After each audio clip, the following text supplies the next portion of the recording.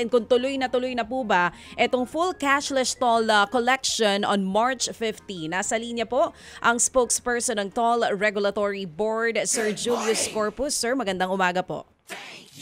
Magandang umaga po at sa lahat po ng ating tagapakinig at nagsusubaybay sa inyong programa dito sa TV5. Good morning po sa lahat. Thank you for being on the show. Sir, pang ilang beses na pong naantala itong pagpapatupad ng full cashless toll collection sa mga expressway po natin dito sa Pilipinas. Iba't ibang issue po yan. Merong operational and technical issues. Ito po ba sure na magsisimula na on March 15 at hindi na po ba maaaberya yung ating mga motorista na nagrereklamo noon na may mga glitches sa kanila pong mga RFID? Yes, ma'am. Kung maalala po ninyo, ito po pinahinto muna yung total cashless natin sometime in 2021. Bagamat meron tayong mga issues that we needed to resolve dito sa ating ETC systems before. After months of several dry run testing and observation and monitoring na pag-desisyonan na po ng TRB and the DOTR na ipatupad na po muli, i-re-implement na itong ating cashless and contactless toll collection system by March 15. Dito parating pong March 15, ma'am, ang pagpapatupad po natin. Ngayon, tungkol po dun sa binabanggit nating mga issues about the ETC system natin, marami na po dun sa ating mga dating naranasang problema ang naiayos naman na po ng ating mga toll operators together with the assistance of ng mga providers nila. At kung meron man pong mailan-ilan pang that are yet to be resolved, ay hindi naman po ito karamihan at hindi na po magiging sanhin ng pagsagabal ng matagal sa daloy ng trapiko sa ating mga ETC lanes, sa lahat po ng ating mga toll plaza. So sabi niyo nga po nagkaroon kayo ng dry run. Gaano po katagal yung dry run na ginawa ninyo? At paano nga natin masisiguro na starting on March 15, hindi na tayo magkakaroon nitong mga RFID na hindi po nababasa nitong readers? Kasi you said po na yung mga issues before, na iayos na po nila itong lahat ngayon.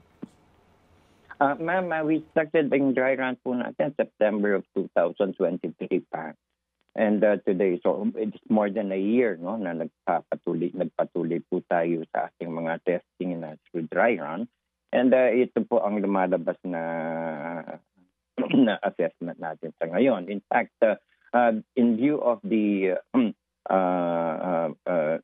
good performance na po ng ating ETC, somehow, there are now only 3% of our motorists po ang patuloy pa rin na nagbabayad ng cash. 97% po ay meron ng mga RFID sticker or ETC device na tinatawag po natin. So we are only targeting this 3% pa rin na patuloy na nagbabayad pa rin ng cash na kung pwede po ay mag-switch na sa RFID sapagkat ito po ay makakatulong ng malaki sa mas mabilis at mas maayos na paggamit ng ating mga toll plazas at toll lanes na sa ngayon ay ginagamit po ng ating mga cash-paying motorists. We need to optimize the use naman po nitong mga lanes na to nang sa ganun ay mas mapaganda po ang daloy ng trapiko lalo na dito sa mga payment plazas. Yung binanggit po ninyo na makakasigurado na ba na lahat ng problemang yan ay mawawala na, ma'am, hindi naman po tayo nagsasabing 100% perfect ang sistema. Even all of these are already resolved. There are times, from time to time, nakakaroon pa rin po ng mga issues yan. Subalit meron po tayong nakalatag na mga interventions, ma'am, na like yung mga toll assist personnel are always there to assist you kung sakaling nagkaroon ng problema for whatever reason. At kung sakasakali kung humaba ang pila ng ang queue ng more than 100 meters, itong toll operators natin are required to put the barrier up for a free flow ng vehicles natin nang hindi na maghaba ang pila. Ma'am, siguro po kung maalala ninyo, nakaraan nung sa karaan ng Pasko, yung peak travel season, siguro kung na-monitor ninyo, hindi na po tayo nagkaroon ng mga napakatagal na pag-aantay sa ating mga, lalo na sa ating mga ATC mains. Sapagkat ito pong mga interventions na to are all in place at this time, no, ng ating mga toll operators. Hindi gaya po ng nabanggit namin, patuloy pa rin naman po ang pagsasaayos at pagkukumpuni ng mga kailangan pang ayusin. At nang sa ganon ay maging mas maganda ang daloy ng trapiko through a very well yes po.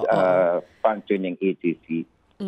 Yes. Sir Julius, kung ito ay magsisimula na on March 15, para po dun sa mga motorista na hindi pa nakakapagpakabit ng RFID, ano pong magiging penalty nila? At ito po ba may grace period or talagang pagsimula ng March 15, simula na rin po ng pagpapataw ng penalty? Yan po ang ma'am, kasi na the March 15 is the date wherein which we will require all motorists na sana po ay meron na silang RFID. Sapagkat kung sila po ay pumasok sa ating mga expressways by March 15 na wala pang RFID, papapasukin naman po sila but they will be required to pay their toll fees in cash. At the same time, yung LTO deputized enforcers po may issue to them yung violation ticket, may penalty po yun or a show cause order.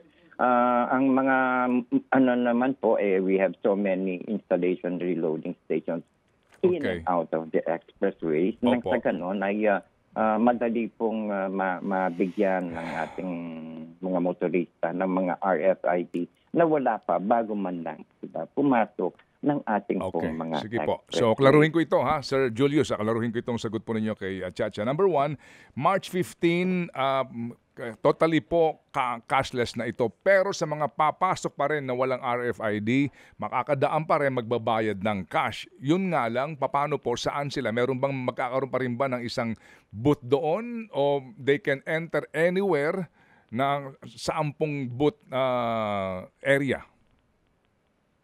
Sir Ted, kung papasok po sila, itong yung usual designated lane, cash lane natin sila dadaan, they will be directed to go to that.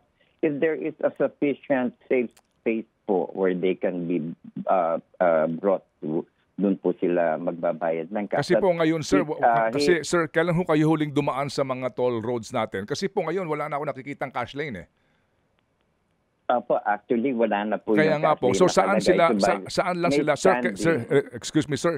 Sorry po kasi kapos tayo sa oras eh. Just to answer po straightforward lang para po tayo mas mabilis. I hope you don't mind, Sir Julius. Ano po? Ako po humihingi ng pangunawa. Ngayon kasi wala na pong cash lane. So kapag March 15, ano po, at wala kang RFID sticker, so saan ka padadaanin na cash lane kung sakasakali po? Ano po ang inyong instruction po sa ating operators? It is usually on the rightmost lane po, Sir Ted. Okay. It is usually at the rightmost lane where they will be processed and transacted po. Okay, opo. And then, dun po, kakabitan na sila ng RFID. Obligado po sila magpakabit na kasi nga para wala na istorbo. Doon po sila hikayatang magpakabit at magbayad din ng toll fee kung meron pang space doon. Kung wala po kasi, Sir Ted, they will be advised sa toll plaza kung saan ang pinakamalapit na installation station at kung saan sila pwedeng magbayad din ng toll fee. Opo. Sige po. That's duly noted. Sir Julius, ang binabanggit po ninyo, no, yung ideal setup, meron naman mga taga-LTO na maninikit, no, o kaya deputize po ng mga LTO, ng mga tauhan po ng traffic ng ating toll operators. Fine.